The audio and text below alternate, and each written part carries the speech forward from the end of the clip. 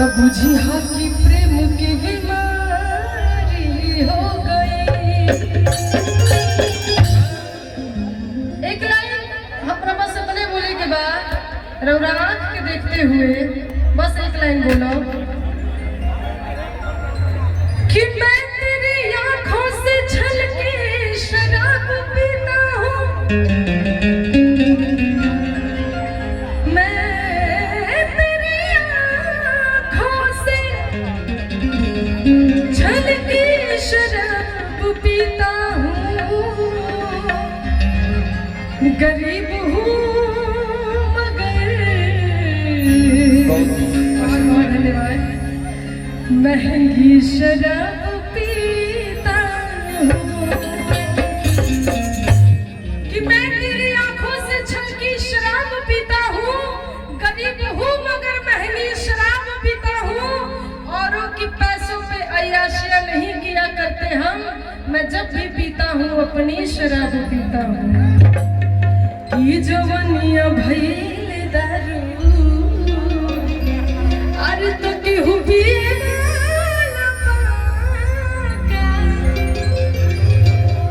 ए दीपिका जी जब जब वही गाना गौली बनी आप कई बार में गाना पर डांस कैली बनी, लेकिन हमू देखत तनी कि जवानी के खरीदार के भाई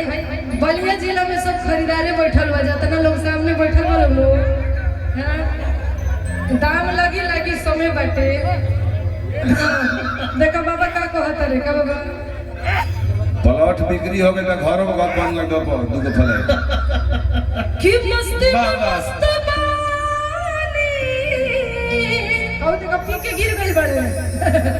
हल्का में लड़का लेके लोटिया तर उहे तर दाम लगई है कि मस्ती में मस्त बानी तब पी के जीवा लेकिन तो हम एक लाइन भाई हाथ ना हमार सभी क्यों की जो रक्षा करत बा हमने के है पुलिस जवान जे बानी जा इनका खातिर एगो लाइन हम बोलो कि नहीं चाहिए सोना चांदी मकान भौजी आए ना भैया कि नहीं चाहिए सोना चांदी मकान भौजी तो हमरा चाहिए यूपी पुलिस दस्ता